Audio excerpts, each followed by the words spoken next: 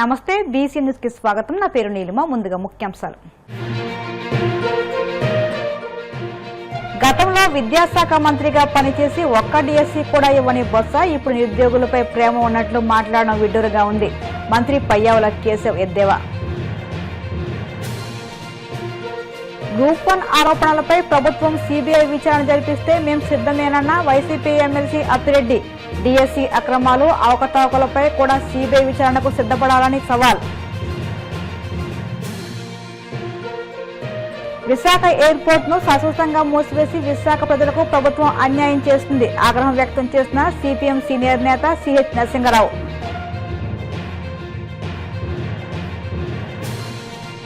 తిరుమల శ్రీవారిని దర్శించుకున్న MP Kalisetti Appalanaidu.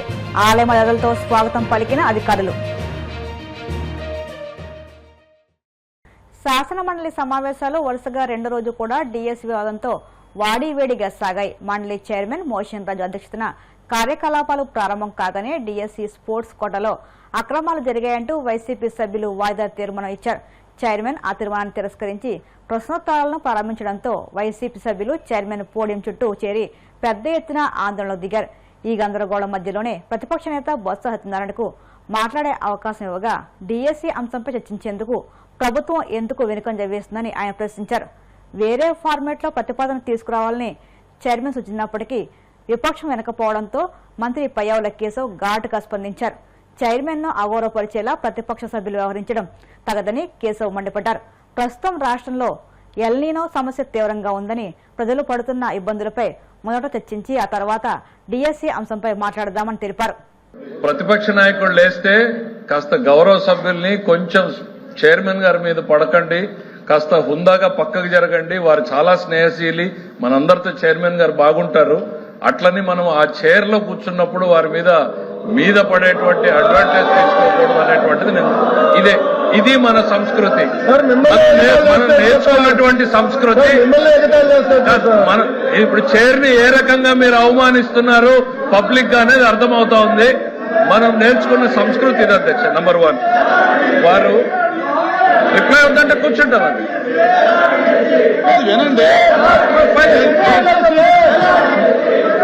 DSC మీద చర్చించడానికి అధ్యక్ష వాళ్ళ ఉద్దేశం చాలా స్పష్టంగా అర్థమైంది. మాట్లాడేకేం లేదు, అల్లరి చేసుకుని వెళ్ళిపోవాలని. అరే ఆయన ఏదో లేవనెత్తాడు, మేం క్లియర్ గా చెప్పదలుచుకున్నాం. డిఎస్సీ మీద చర్చించడానికి ఈ ప్రభుత్వం సిద్ధంగా ఉంది అనేటువంటిది నిన్న బిఎస్సీలో స్పష్టంగా మీ ఎదురుగా ఆయనకు చెప్పాం. వాళ్ళ మెంబర్స్ కూడా చెప్తున్నాను అధ్యక్ష, వాళ్ళు వినుండరు, దయచేసి వాళ్ళ మెంబర్స్ ఇంటే అర్థమవుతుంది అధ్యక్ష. తమరు ఉండాల్సిన దగ్గర ఫర్మ్ గా ఉండాలి అధ్యక్ష. కొంచెం తమరు ఫర్మ్ గా లేకపోతే సభ జరపడం కూడా కష్టమవుతుంది అధ్యక్ష.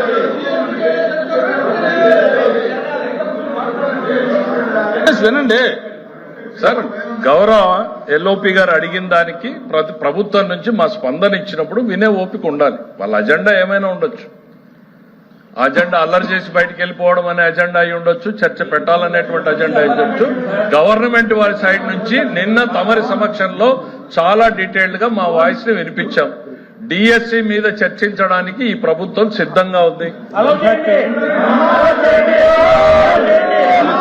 నువ్వు వచ్చి కూర్చొని చెప్తారా మీరు లెజిస్లేటివ్ అఫైర్స్ మినిస్టర్ చెప్పేటప్పుడు ప్రభుత్వ ఆలోచనని వినకుండా మీరు డిక్టేట్ చేయాలనుకుంటే జరగదు, ఇంపాసిబుల్. ప్రజలు ఎవరు ప్రభుత్వాన్ని నడపాలి అనేటువంటి నిర్ణయాన్ని ప్రజలు డిసైడ్ చేశారు. ప్రభుత్వాన్ని ఎట్లా నడపాలి, ఏ సబ్జెక్టులు తీసుకురావాలనేది ప్రభుత్వం ఛాయిస్. దయచేసి మీరు అనుకున్నట్టు సభ జరగదు అన్న విషయాన్ని మీరు గుర్తుపెట్టుకోవాలి. ఇక్కడ we are here to discuss about the DSC. ప్రజలకు ఒకవైపు ఎల్నినోతో ప్రజలు ఇబ్బంది పడుతూ ఉంటే తాగునీరు, సాగునీరు, వ్యవసాయం ఏ రకంగా ఈ ప్రభుత్వం వాళ్ళని ఆదుకోబోతున్నాం అనేటువంటి బాధ్యతాయుతమైనటువంటి సమాధానం చెప్పాల్సిన మీరు నిర్లక్ష్యంగా ప్రజల పట్ల ఏమాత్రం కూడా అంకిత భావం లేకుండా వాళ్ళ సమస్యల గురించి చర్చించకుండా కేవలం రాజకీయాలు చేయాలనేటువంటి ఆలోచనతో మీరు ఈ అల్లరి చేసేటువంటి కార్యక్రమం చేస్తున్నారు తప్ప రైతులు ఏ రకంగా ఇబ్బంది పడుతున్నారు, కృష్ణా డెల్టాలో రైతుల పరిస్థితి ఏంటి, గోదావరి డెల్టా ఏంటి, రాయలసీమ ఏంటి, ఉత్తరాంధ్ర ఏంటి, ఈ రైతుల సమస్యల గురించి ఒక్క నిమిషం మీరు మాట్లాడారా? తాగునీటి సమస్యల్ని ఏ రకంగా పరిష్కారం చేయాలనేటువంటి సలహా సూచనలు ఇచ్చారా? ఇన్ని ఇబ్బందులు రాష్ట్ర ప్రజానీకం దేశం మొత్తం ప్రపంచం మొత్తం ఎల్లినోతో సఫర్ అవుతా ఉంటే మీకు మాత్రం మీ నిన్నో జబ్బులు పట్టాయి, నిన్నో జబ్బు వచ్చింది మీకు. మీ అజెండా మీకు తప్ప ప్రజల అజెండా మీకు అవసరం లేదు అధ్యక్ష. దిస్ గవర్నమెంట్ ఇస్ కన్సర్న్ అధ్యక్ష. ప్రజల అజెండానే మా అజెండా.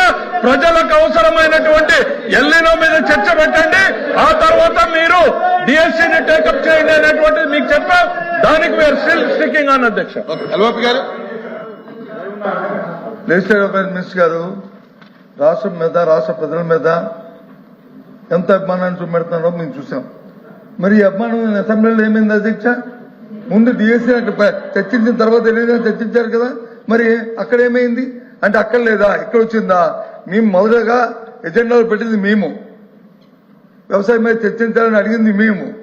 డిఎస్సీ మీద చర్చించిన వెంటనే వ్యవసాయం మీద చర్చించండి, ప్రజలు ఇబ్బంది పడుతున్నారు, వర్షపాతం లేక, ఎరువులు దొరక్క, గిట్టుబాటు ధరలు లేక ఇబ్బంది పడుతున్నారు, అల్లాడుతున్నారు. ఎప్పుడు ఇలాంటి పరిస్థితులు ఈ రాష్ట్రంలో లేవు అని చెప్పింది మేము.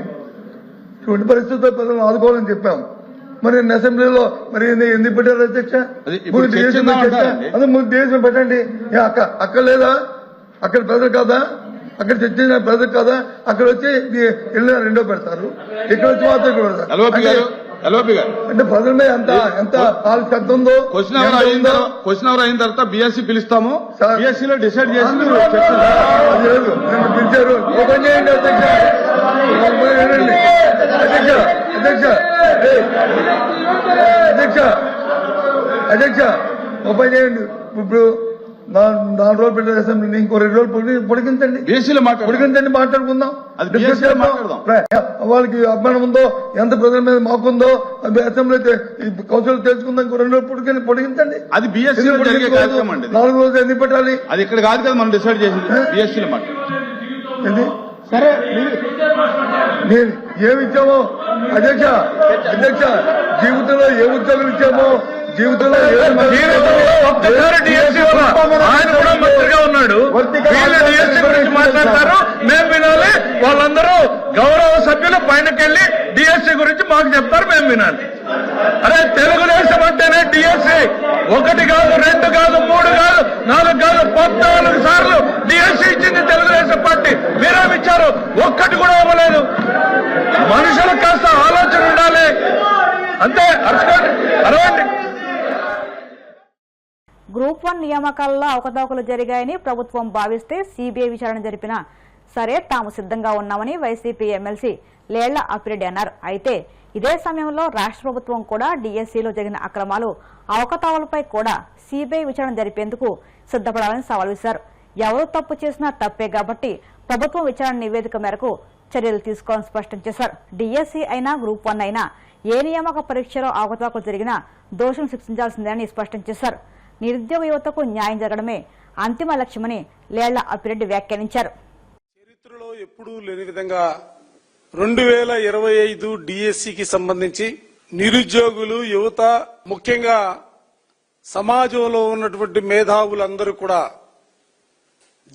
పరీక్ష జరిగినటువంటి విధానం పైన, నియామకాలు జరిగినటువంటి తీరు పైన రాష్ట్ర వ్యాప్తంగా పెద్ద ఎత్తున ఆందోళన కార్యక్రమాలను చేపట్టడం జరిగింది. వైఎస్ఆర్ కాంగ్రెస్ పార్టీ అధ్యక్షులు ప్రీతమ నాయకులు జగన్మోహన్ రెడ్డి గారి నేతృత్వంలో వైఎస్ఆర్ కాంగ్రెస్ పార్టీగా అనేకమైనటువంటి కార్యక్రమాలను తీసుకొని, ఎందుకంటే సమాజానికి విద్యా బుద్ధులు నేర్పగలిగినటువంటి ఉపాధ్యాయుల నియామకాలకు సంబంధించి ఎప్పుడూ లేని విధంగా పేపర్ లీకేజీ దగ్గర నుంచి నియామకాల వరకు కూడా అడుగడుగునా కూడా అవినీతి రాజ్యమేలినటువంటి పరిస్థితులు, వాళ్ళకు కావలసినటువంటి వాళ్ళందరికీ కూడా ఉద్యోగాలు ఇప్పించుకోవడానికి పక్షపాత వైఖరితో ఈ ప్రభుత్వం ముందుకు సాగినటువంటి వైనం గురించి పదే పదే ప్రభుత్వాన్ని, ముఖ్యంగా విద్యాశాఖ మంత్రి నారా లోకేష్ గారిని ప్రశ్నించినటువంటి పరిస్థితులు కూడా ఈ సందర్భంగా గుర్తు చేస్తా ఉన్నా. శాసన మండలి సమావేశాలు ప్రారంభమైనటువంటి ఈ రోజున వైఎస్ఆర్ కాంగ్రెస్ పార్టీకి సంబంధించినటువంటి శాసన మండలి సభ్యులందరూ కూడా బయట నుండి ప్రదర్శనగా డిఎస్సికి సంబంధించినటువంటి అంశాలపైన సిబిఐ ఎంక్వైరీ జరగాలని, విద్యాశాఖ మంత్రి నారా లోకేష్ రాజీనామా చేయాలని కోరుతూ ప్లే కార్డులు ప్రదర్శిస్తూ అసెంబ్లీకి వెళ్తాం, అసెంబ్లీలో వాయిదా తీర్మానం ఇవ్వటం, ఆ వాయిదా తీర్మానం పైన చర్చించాలని సభలో వైఎస్ఆర్ కాంగ్రెస్ పార్టీ ఎమ్మెల్యేసీలు ప్రయత్నం చేస్తే అర్ధంతరంగా సభని వాయిదా వేసినటువంటి పరిస్థితులు. ఇవన్నీ కూడా ఈ పక్కుంటే ఆ పక్క శాసనసభలో మంత్రి లోకేష్ గారు డిఎస్సి మీద ఆయన మాట్లాడాడు. ఆయన మాట్లాడినటువంటి మాటల్ని దృష్టిలో పెట్టుకున్నప్పుడు ఏదో బహుశా ప్రపంచంలో ఎక్కడా లేని విధంగా ఈ ఎగ్జామ్ ను మేము నిర్వహించామని చెబుతూనే వైఎస్ఆర్ కాంగ్రెస్ పార్టీ సంధించినటువంటి ప్రశ్నలకి కూడా ఆయన సమాధానం చెబుతూ అడ్డంగా దొరికినటువంటి పరిస్థితులు కూడా నేను ఈ సందర్భంగా ప్రజలకు చెప్పదలుచుకున్నా. మేము మొదటి నుంచి కూడా చెప్తా ఉన్నా, డిఎస్సికి సంబంధించి ఈ రాష్ట్రం ఏర్పాటు చేసిన తర్వాత ఇప్పటి వరకు కూడా నిర్వహించినటువంటి పరీక్షలకి డిఎస్సి కన్వీనర్ ఒకళ్ళు ఉంటారు, ఎస్సీఈఆర్టీకి సంబంధించి డైరెక్టర్ మరొకళ్ళు ఉంటారు. కానీ డిఎస్సికి సంబంధించినటువంటి కన్వీనర్ లేకుండానే ఎస్సీఈఆర్టీ డైరెక్టర్ తో ఈ పరీక్షల ప్రక్రియ యావత్తు కూడా ముందు కొనసాగించారు. ఇది తప్పు, ఈ విధానం ఎక్కడా కూడా లేదని చెప్తే ఇవాళ ఆయన అసెంబ్లీలో మాట్లాడుతూ మేము ఎస్సీఈఆర్టీ డైరెక్టర్ తోనే ఎగ్జామ్ నిర్వహించాం, ఏ చట్టంలో ఎప్పుడు కూడా నిర్వహించకూడదని చెప్పలేదు కదా అనే మాట మాట్లాడినటువంటి మాట. ప్రభుత్వాలకి ఈ నిరుద్యోగులకు సంబంధించినటువంటి ఉద్యోగాల ప్రక్రియ పూర్తి చేయడానికి కొన్ని విధానాలు ఉంటాయి. ఆ విధానాలను అవలంబిస్తూ ముందుకు సాగుతున్నటువంటి పరిస్థితులు ఉంటాయి. ఏ ప్రభుత్వం అధికారంలోకి వచ్చినా కూడా ఎక్కడా కూడా డిఎస్సి కన్వీనర్ ఉండకూడదని ఏ చట్టం కూడా చెప్పలేదు కదా. ఈ పక్క కదా ఆ పక్క రెండో పక్క ఆలోచన చేసినప్పుడు, కానీ ఆయన మాటల్లోనే డిఎస్సి కన్వీనర్ లేకుండానే ఎగ్జామ్ నిర్వహించామనే మాట చెప్పినటువంటి మాట. మరొకటి, ఎందుకంటే మేము పదే పదే చెప్తా ఉన్నాం పేపర్ లీకేజ్ అయ్యిందనేది. ఎందుకంటే ఎస్సీఈఆర్టీలో అవుట్ సోర్సింగ్ ఉద్యోగ పనిచేస్తున్నటువంటి నవీన్ కి జిల్లా టాపర్ గా ర్యాంక్ వచ్చినటువంటి, ఆ జిల్లా టాపర్ గా ర్యాంక్ వచ్చినటువంటి నవీన్ కి ఉద్యోగం ఇవ్వాలా. ఆ ఉద్యోగం ఇవ్వకపోవటానికి కూడా కారణం ఎందుకంటే ఆ పాఠశాల విద్యాశాఖ కార్యదర్శి చెప్పినటువంటి. ఇప్పుడు కాసేపు ప్రకటనలు.